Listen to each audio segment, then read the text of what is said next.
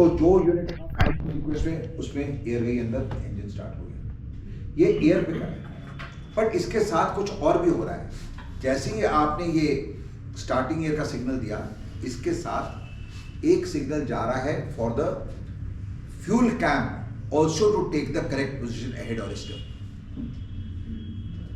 वो BMW में क्या है, कैम की जगह वो रोलर को शिफ्ट कर देता है, उसके लिए भी न्यूमेटिक सिलेंडर है, वो भी कंट्रोल एयर से ही हो रहा है, इसी लीवर से, इसी बटन से। Have you understood this? ये वो बोल रहा है in that slide.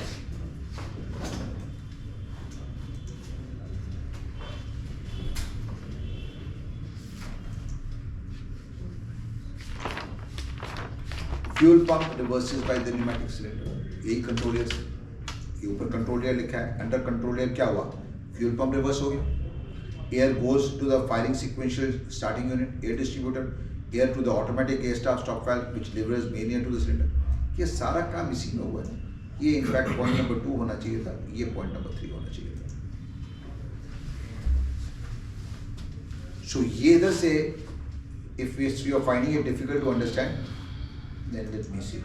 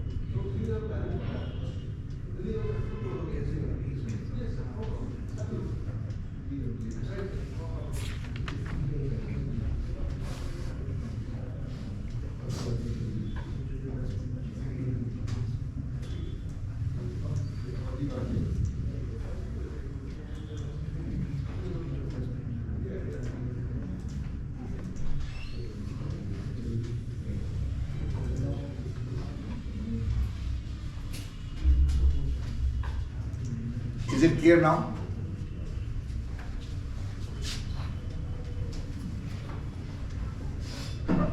सर वो ओवरलैप वाला बता रहे थे पर बेटा अगर तो मैं कहूँ कि ये जो नेगेटिव कैम पे ये नेगेटिव पार्ट था, इसका मतलब यहाँ से लेके यहाँ तक ही एयर जा सकती है, उसके बाद दूसरा यूनिट स्टार्ट होगा।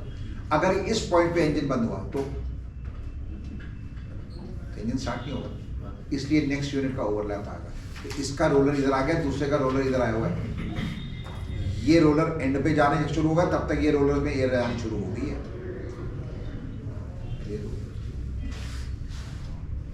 Any other question?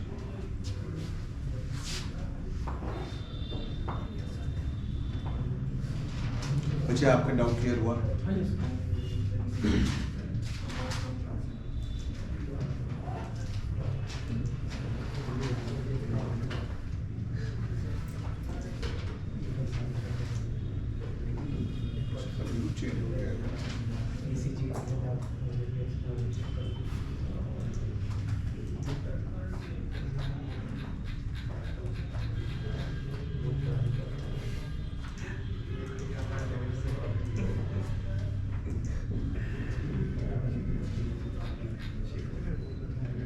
फिर एक क्वेश्चन आता है आपका, name the various systems in the engine room. अब वेरियस पाइपलाइन सिस्टम्स, इसमें आप पहले लिखोगे it is ship type dependent, इसके बाद आप पॉइंट्स लिखेंगे, लिखिए।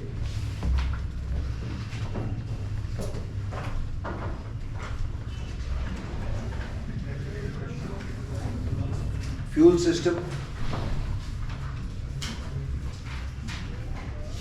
ग्लोबल सिस्टम,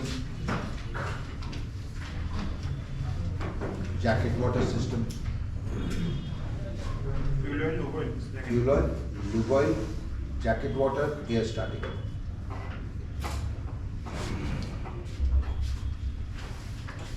उसके बाद है LT and sea water. LT system, jacket के आगे लिख लो, जैकेट वाटर लिखा था वहां एचटी भी कर दो, डैश एचटी। फिर है एयर, एयर में स्टार्टिंग एयर भी है, सर्विस एयर भी है, अलग अलग। इसके एयर के आगे दो लिखो, for starting engine and for service air, normal routine control air वगैरह सिस्टम। उसके बाद लिखिए आप सीवेज सिस्टम, वेरियस पाइपलाइंस। उसके बाद है आपका fresh water system, ventilation system. Fresh water, sewage के बाद है फ्रेश वाटर, फ्रेश वाटर के बाद है वेंटिलेशन, एयर डक्ट्स वगैरह जो इंजनों में है। फिर है bilge, next is ballast,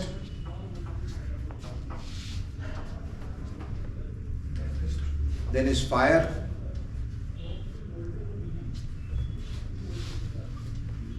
then is refrigeration oblique AC,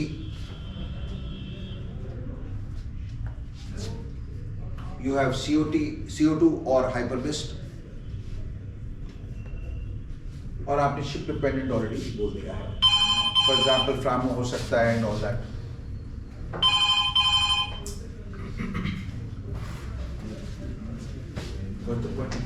ये 5 नंबर का क्वेश्चन है, straight away right this in what you have 5 minutes।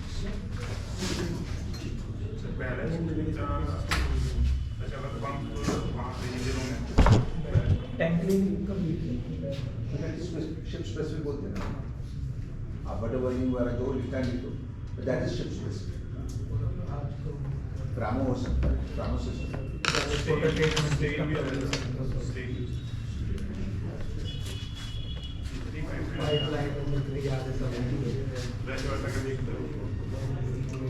फिर आता है write short notes on critical speed of an engine,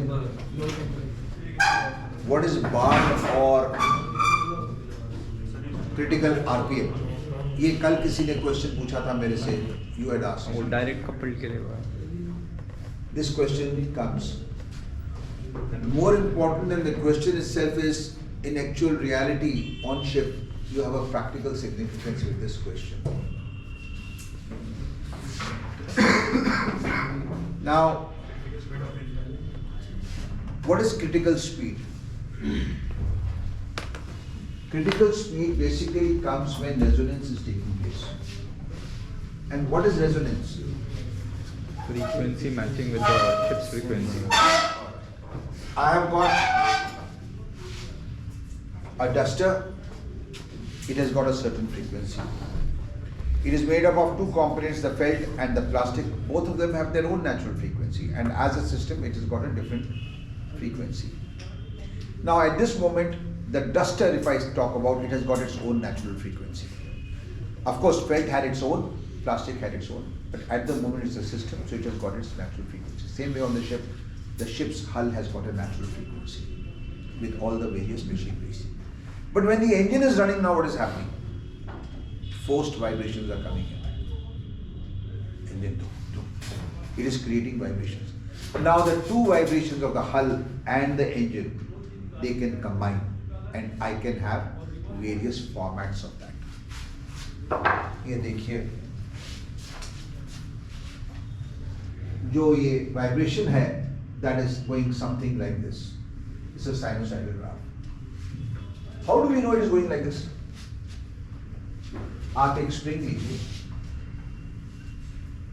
ये 360 डिग्रीज मैंने बना दिया, 90, 90, 90, 90. मैं इस पॉइंट से शुरू कर रहा हूँ. यहाँ पे मेरे पास एक स्प्रिंग था,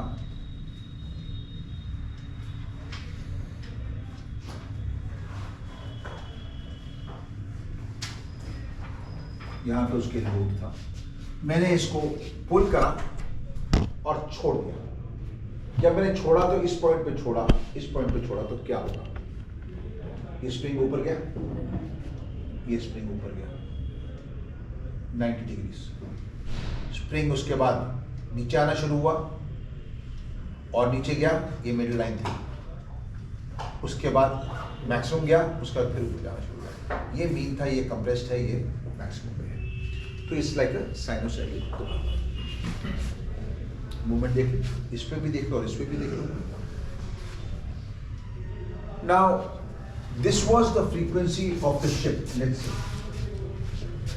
Now it has started, since this is my base, I am saying the frequency started, the wave started from this point. Main engine was started, and main engine's frequency could be like this. It could also be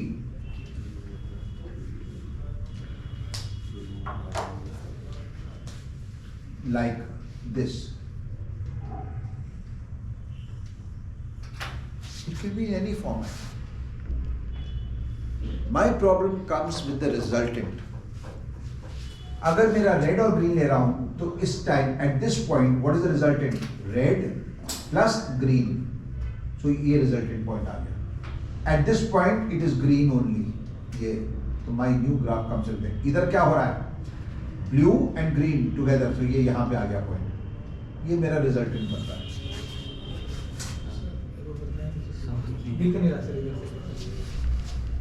उससे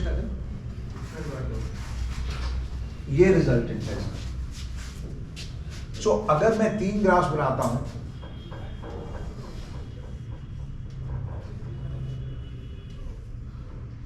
ये मेरी हल्की wave थी.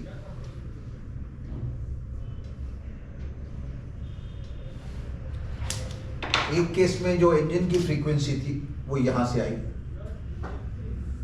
Let's say it is of the similar intensity. तो resultant क्या हुआ? Red plus blue. ये मेरी न्यू वेव बनी.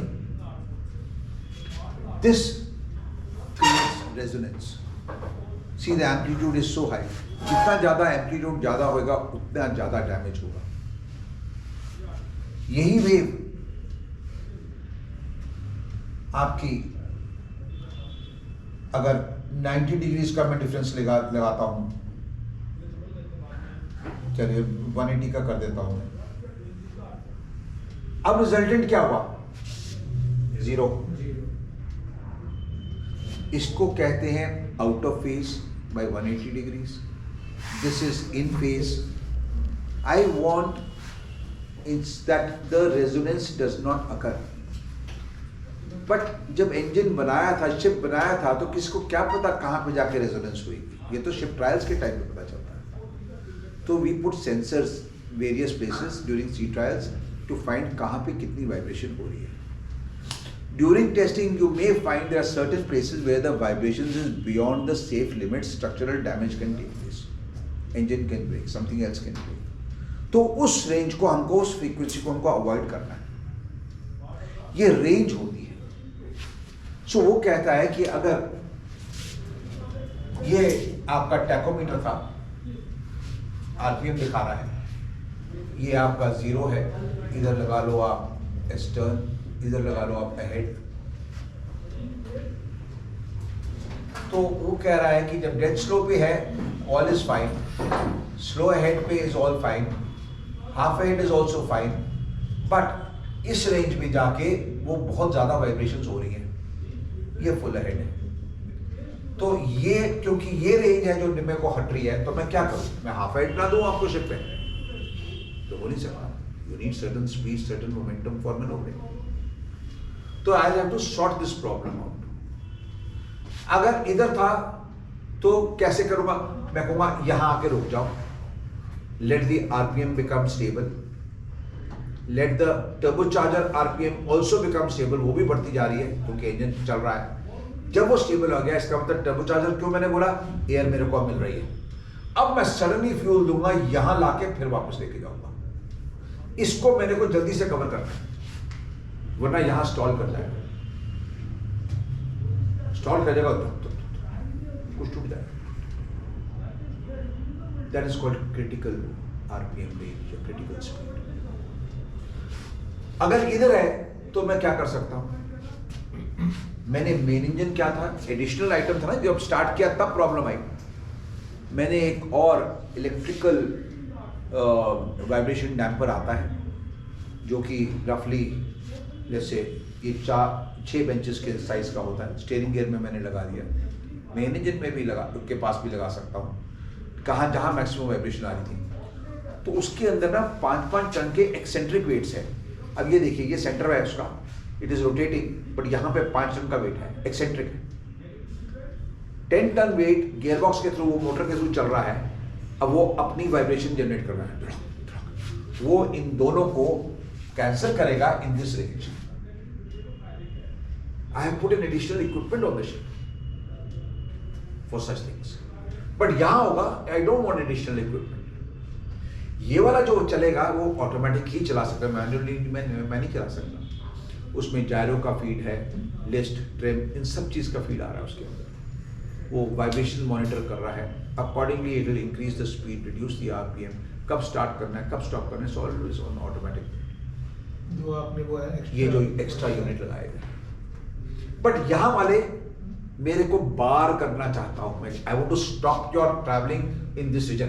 तो मैंने क्या करा है, ये जो आपका टैकोमीटर था वहां एक निशान लगा दिया, इसको रेड कलर कर दिया कि भाई यहां पे मत चलाना है इंजन, बार्ड स्पीड है ये।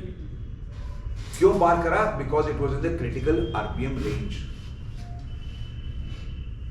ये 2 वर्ड समझ आ गए? Any questions here? अब now ship may have 1, it may have 2, it may have 3 such barred ranges. It may have none. अगर CPP शिप है तो मेन इंजन का मैनोवरिंग आरपीएम है, उसके बाद ग्रेजुअली जाता है फुल पे। Usually you will not find anything on the main engine tachometer, but pitch के ऊपर, पिच इंडिकेटर के ऊपर you may have a barred pitch. इस पिच पे चलाता हो तो पूरा इंजन वाइब्रेट करता है। सो उसमें पिच का जो इंडिकेटर होगा उसमें बार लिखा होगा, it will be bar. Clear हो गया क्या होती है ये क्रिटिकल स्पीड बार? चलिए, ऐसा जरूरी तो नहीं है ना कि हाफ पैड के बाद हो, इससे पहले भी हो सकते हैं। तो एग्जांपल जनरली सर जितने शिफ्ट किए हैं उसमें मतलब स्लो ज़्यादा होता है, उसमें नहीं होता, ये लो आरपीएम इसमें नहीं होता है, तो इसकी कोई बेटा कई शिफ्ट पे हाफ है, हाफ एंड पे होता था लोग। कई शिफ्ट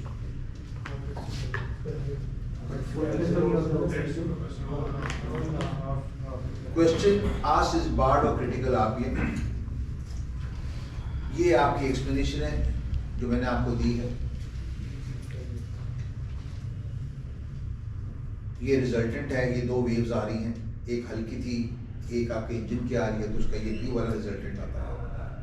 ये आ रहा है, जा रहा है, कोई बात नहीं। बट अगर उधर ही अटक गया तो वाइब्रेशन हैवी आएगी, उस टाइम मेरे को ये प्रॉब्लम आ रही है। ये वो 3 एग्जांपल्स उसने दिए हैं। इसमें red is the resultant of the blue and the dotted, इसमें the black and the dotted का रिजल्टेंट रेड आ गया, इसमें इन दोनों का रिजल्टेंट रेड आ गया, विच इज जीरो आइडियल। क्या करा है, आउट ऑफ फेज कर दूंगा तो ये आ रहा है। ये वही चीज है। Critical engine speed, if engine run at or near critical speed RPM, engine sounds very rough with heavy vibrations. Gearing, if on the same shaft, also experiences vibrations with high amplitudes. Even camshafts are affected. Necessary to bar a range of engine RPM where vibration is considered too dangerous for continuous operation.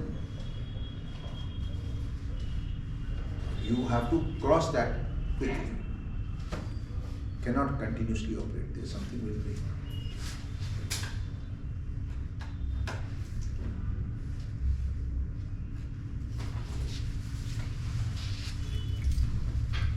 ये वही है जो मैंने अभी आपको explain किया है। ये पिच इंडिकेटर पे बार दिखा दिया, ये आरपीएम इंडिकेटर पे बार दिखा दिया। ये सिर्फ टैकोमीटर था आरपीएम का, इसमें ये दिखा दिया मैंने। तो एग्जामिनर को मैंने ये ड्राइंग्स बना के दिखा देना कि तो ये मैंने बार कर दिया। क्यों बार किया? क्योंकि क्रिटिकल आरपीएम था। क्यों क्रिटिकल आरपीएम था? रेजोनेंस हो रही थी। Got it? ये लिखा होता है आपके मैनूवरिंग हैंडल के पास, टेलीग्राफ के पास, डेड स्लो स्लो स्लो, और नीचे लिखा caution, pass critical speed of 28 to 35 RPM as quickly as possible. ये लिखा होता है। अब 28 to 35 इसका मतलब इसके और इसके बीच में आ गया, स्लो और हाफ के बीच में है शिफ्ट।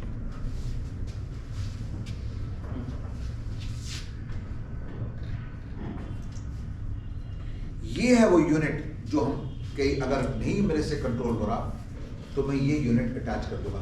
जहां पे ज्यादा हो रही थी, मेन इंजन के पास हो रही थी तो मेन इंजन प्लेटफॉर्म पे लगा दूंगा, मैं स्टीयरिंग गेयर प्लेटफॉर्म में लगा सकता हूँ। डिपेंड करता है कहाँ पे वाइब्रेशन ज्यादा थी जब हमने सीट ट्रायल्स करे थे। ये एक और फोर्स्ड वाइब्रेशन निकालता है जो इसको कैंसिल कर देगा। आप देखिए ये एक वाइब्रेशन आ रही है, मैंने इसको कैंसिल करना तो कैसे करूंगा? मैं एक ऐसी वाइब्रेशन जनरेट करता हूं तो रिजल्टेंट जीरो हो गया। आप म्यूजिक सुनते हो, ड्रम्स की आवाज आती है, ये पूरी table hill, boom boom boom. What is that? Resonance.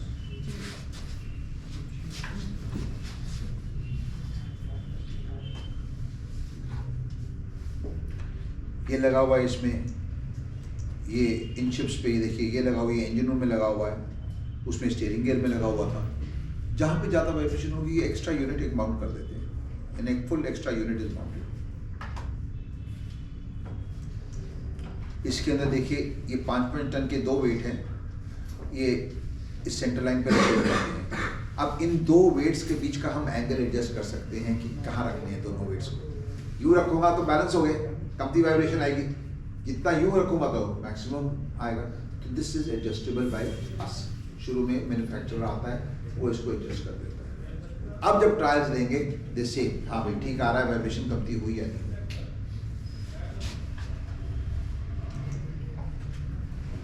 ये है वो यूनिट जिससे आप एंगल चेंज कर सकते हैं हाइड्रोलिक प्रेशर के साथ।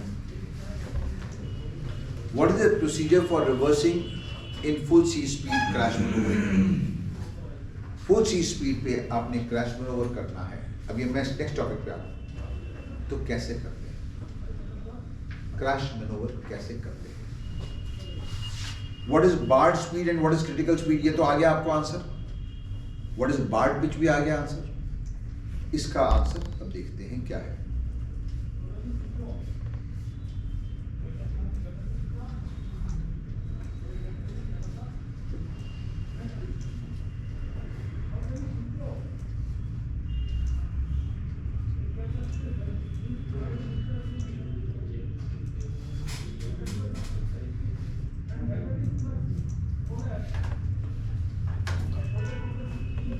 You have this situation here and you want to go for a crash maneuver because ship ahead पे चल रहा है, you want to go straight or this maneuver board or whatever the scenario is.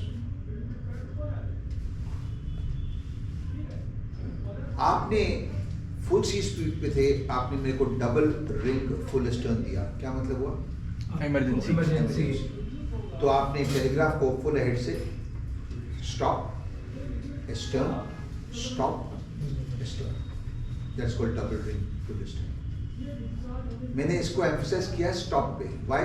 When the moment you press it on stop, what will happen? The fuel index comes to 0, the fuel is stopped.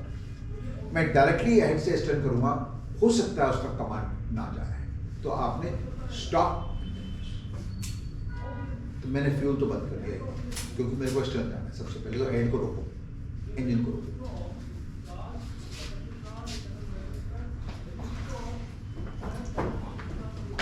It can be used to avoid grounding, collisions, etc. तो मैंने engine को reverse करना है, head पे जाना था, stern पे लेके आना, बट मोमेंटम इतना ज्यादा है कि चाहे फ्यूल बंद कर दिया, प्रोपेलर अभी भी टर्न करता जाए।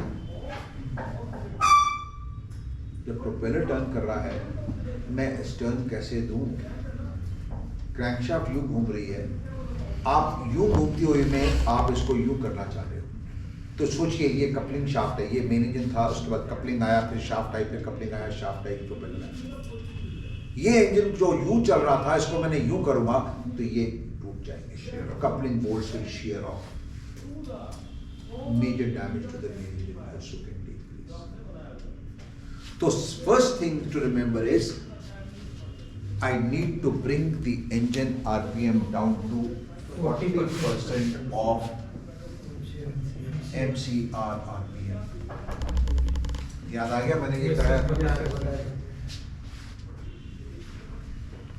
Now I will give reversing air.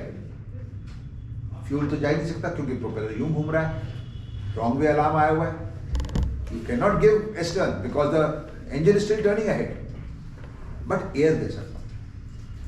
अब जो हेड में जा रही थी पिस्टन ऊपर गई, नीचे आई, जैसे ही पिस्टन ऊपर जा रही है, मैंने अगर एयर डाल दूं तो क्या होगा? स्टर्न में डाल रहा हूं एयर, इसको वापस कर दिया। अगर मेरे को हेड में करना होता तो इसके जब नीचे आ रही है तब मैं एयर डालता। अब हेड में इंजन जा रहा है बट कंप्रेशन में कर रहा है, मैंने ऊपर से एयर डाली, चल गई वापस। कब करूंगा ये? इसमें। बट ये सर एक बार में नहीं होगा ना, this you have to do It may be twice, it may be thrice. However, reversing. अगर ब्रिज से कर रहे हो तो ब्रिज के सॉफ्टवेयर में एक लगा होता है लोड प्रोग्राम के अंदर कि you can give for any particular movement 3 air kicks. Means आपने कोई भी मूवमेंट दी, now you are waiting, engine start नहीं हुआ, वो दोबारा अपने आप उसकी कमांड को फॉलो करेगा। अभी भी स्टार्ट नहीं हुआ, वो तीसरी बारी भी उसी को फॉलो करेगा। अब अगर नहीं हुआ तो फेलियर अलार्म आ जाएगा, स्टार्टिंग एयर फेलियर। ये आपके लोड प्रोग्राम में बना होता है। तो अगर आप ब्रिज से कर रहे हो तो आपने तो स्टर्न देना है, डबल रिंग आपने फुल स्टर्न ही देना ना। आपने फुल स्टर्न दे के वेट करो, जब तक ये 40% नहीं आएगा वो एयर जाएगी नहीं अंदर। आप वेट करते जा रहे हो, चल ही नहीं हो रहा, इंजन रिवर्स नहीं हो रहा, रिवर्स नहीं हो रहा। सर ये आप यूएमएस शिप्स कर रहे हैं? ये यूएमएस का पता। तो double ring was for non. तो आपने वेट किया, जब ये 40% आरपीएम आएगा तो ऑटोमेटिकली, क्योंकि कमांड तो आपका गया हुआ, वो ब्रेकिंग एयर जाएगी। स्टार्टिंग एयर नहीं है, वो ब्रेकिंग एयर। क्या है? इंजन का मोमेंटम तोड़ रहा है, बट इंजन स्टार्ट नहीं हो सकता। उसके बाद एयर गई, अगर उसके बाद जितना उसमें टाइमर डाला हुआ है इन द सॉफ्टवेयर, उतने सेकंड के लिए एयर गई अंदर, उसके बाद एयर बंद हो जाएगी। उसके बाद इंजन दोबारा स्टार्ट करने की कोशिश करेगा, बट रॉन्ग वे अलार्म है तो वो इंजन स्टार्ट नहीं करेगा। सो आपके लिए it is all automatic, but question is not about UMS, question is about कि होता क्या इंजन में। सो आपने जैसे हमको कमांड दिया, अब हमने एक्सेप्ट कर लिया।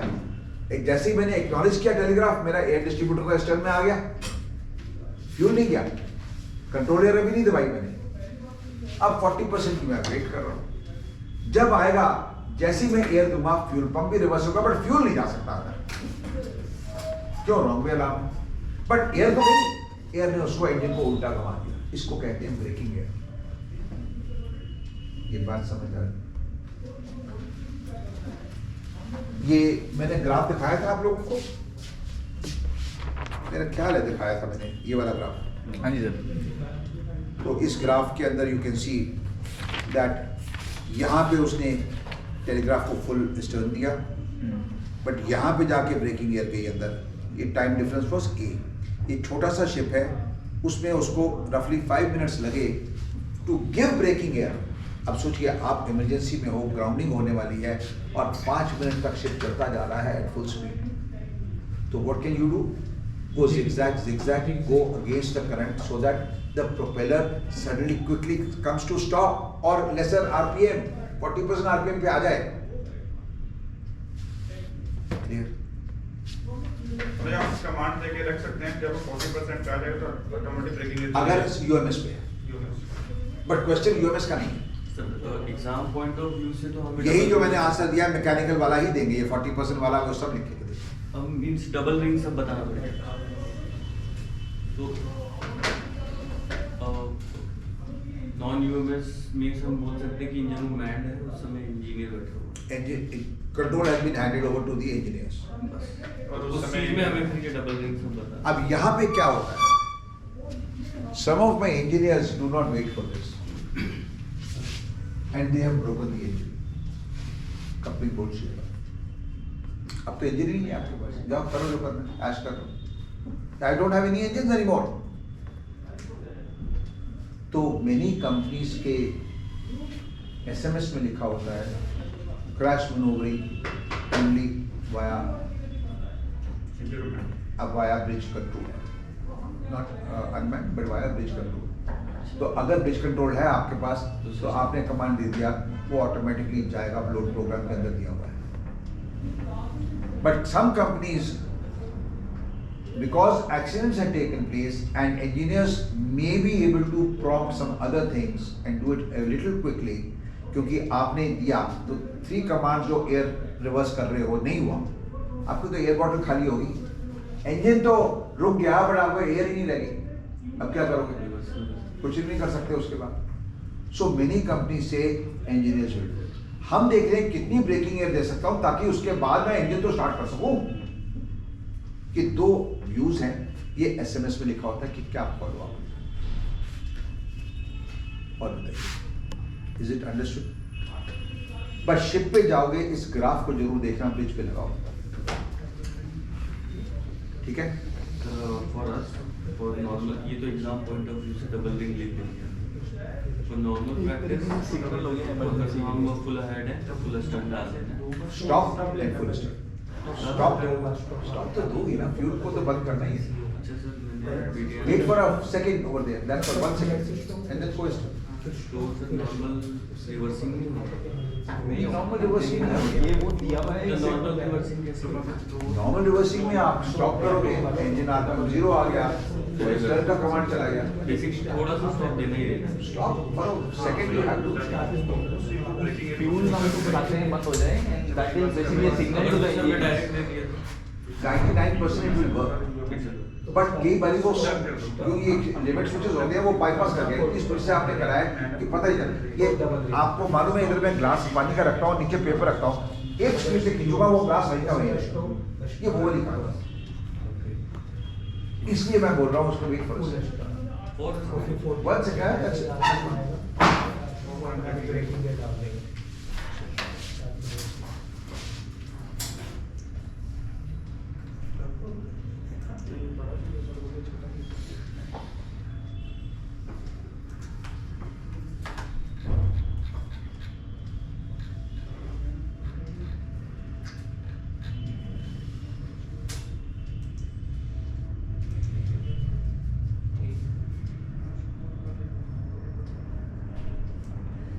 I have completed diesel engine as such with you people. You have any questions now ask me with regards to diesel engines. I think you have got a fairly good idea as to what is happening in the engine room. And as master or chief mate, if you have understood this much, is it good enough for you people to be able to answer or handle the situation on board as a master? से बोलिए MCR का full form बताएं। Maximum continuous rating. इस speed से ज़्यादा continuously आप engine को नहीं चला सकते। उस आरपीएम के ऊपर नहीं जाना। उसके ये MCR पावर के बेस पे हो सकता है, ये MCR RPM के बेस पे हो सकता है, ये MCR थर्मल लोड के बेस पे हो सकता है।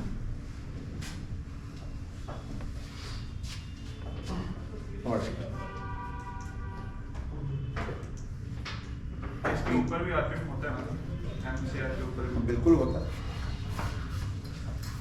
That on one of my ships, the charter we got was at a certain speed, for which I required 110% power of MCR reactor, उसके ऊपर 110%। तो कैप्टन कहता है स्पीड, तो मैंने कहा मेरा तो इंजन ओवरलोड हो रहा है। तो कहता है कि चार्टर पार्टी में हम वी हैव एक्सेप्टेड इट। मैंने कहा आप मेरे को रिटर्न वापस दे दो या कंपनी को बोलो, मेरे को बोल दो मैं दे दूंगा। कहा तो मेरे को तो मत देन करना। तो कैप्टन ने कंपनी से बात करी, तो सुपरिटेंडेंट ने कहा कि कॉल चीफ इंजीनियर। मेरी बात हुई, कहते chief there is factor of safety. I said I am aware of it, as long as you don't put the blame on me, I am willing to run around 110% with all keeping all safeties in mind, but don't put the blame on me tomorrow. Yeah, don't worry, we are there for you. I said your word is good enough for me, I'll do it. I gave them 110%. एक दो liner टूटे, कोई बात नहीं, justified. They never questioned me क्यों टूटे।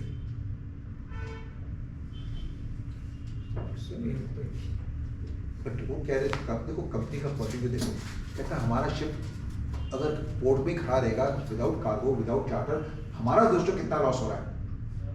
At least my if no loss no gain, at least I am not losing out on that.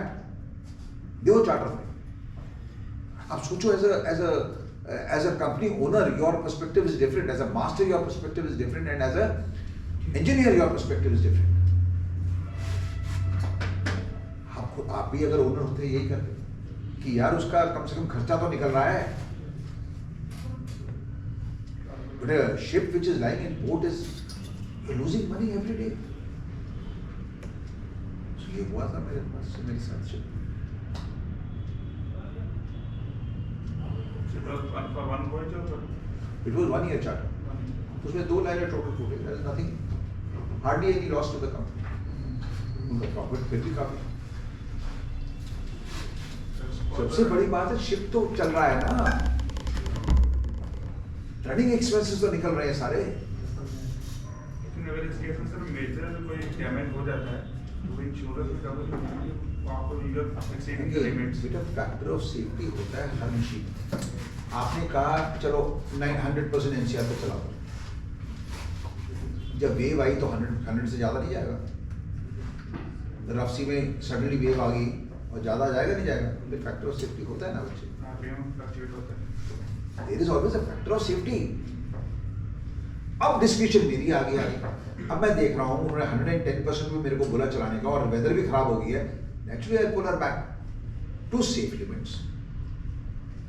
A master's orders to the chief engineer is always one simple sentence: maximum safe speed. Full stop. Maximum safe RPM.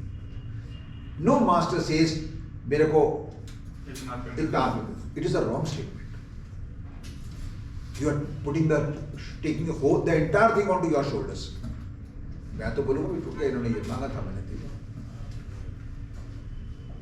So the correct word is maximum safe RPM. दूसरा है fire alarm आता है कई बार आपके ship पे, और क्या कहते हो आप PA सिस्टम पे क्या अनाउंस करते हो? फॉल्स। मुझे बताओ ये फॉल्स कैसे हो गया? Is it a false alarm? इसी वजह से आया ना। Your answer should be please ignore the fire alarm. It's not a false alarm. Please understand that. Yes or no? So it's not a fake alarm. It's not a false alarm. It is a. One can say please ignore the fire alarm. But saying it is a false alarm, you are giving a wrong signal. यार ये alarm है false ही होगा। No, we are saying ignore it this time. See the difference between the अगर passenger है उसको क्या समझ आ रही है इस दो सेंटेंसेस? एक कहता है फॉल्स है, एक कहता है इग्नोर। उसके दिमाग में दो बार ही आया गया, ये तो फॉल्स बचता ही रहता है। Simple words. Yes. So yesterday I was not present in the class by mistake, but if you can explain briefly the water cooling system, just briefly in your words, not. Keep it for the end of your tenure. I'll have extra classes. I will do it at that time with you. Write it down. It is my assurance to you, I will do it. But write it down. You will remind me in the beginning of the 3rd month. I'll do it. Beginning of 3rd month, remind me.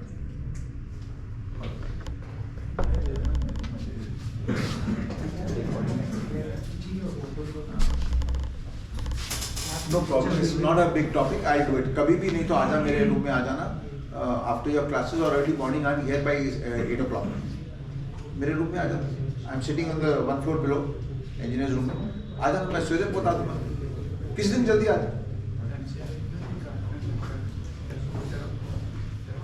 All right.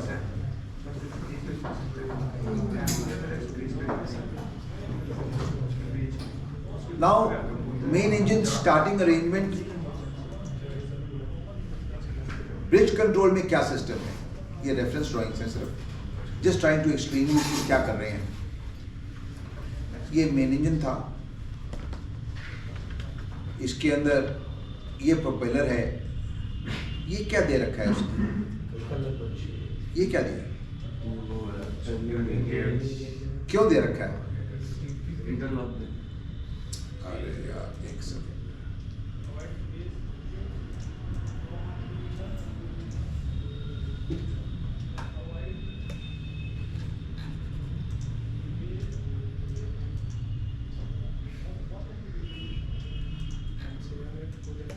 हाँ जी, ये 4 stroke engine की drawing है, इसलिए RPM बहुत ज़्यादा है 4 stroke की.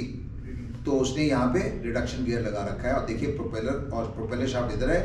ये मेन शाफ्ट है. ये गियर ये आपका आ गया रिडक्शन गियर. उसके बाद आएगी आपकी प्रोपेलर. ये अगर आपका मेन इंजन था तो फ्यूल जाता है थ्रू द गवर्नर. और ये है मैनूवरिंग इंजन प्रोटेक्शन सिस्टम. यहाँ पे आपका पैनल्स हैं. एक है engine control room panel. One is for operation and one is for safety. ऐसे ही ये पैनल है आपका और EGS ECR पैनल. ये एक्चुअल पैनल है जिससे हमने फीड ले रखी है. इधर भी ले रखी है इसके थ्रू. और यहाँ पे हमारे पास चेंज ओवर स्विच होता है टेलीग्राफ का. I can have the control here, I can have the control on the bridge. You can then change over to the port center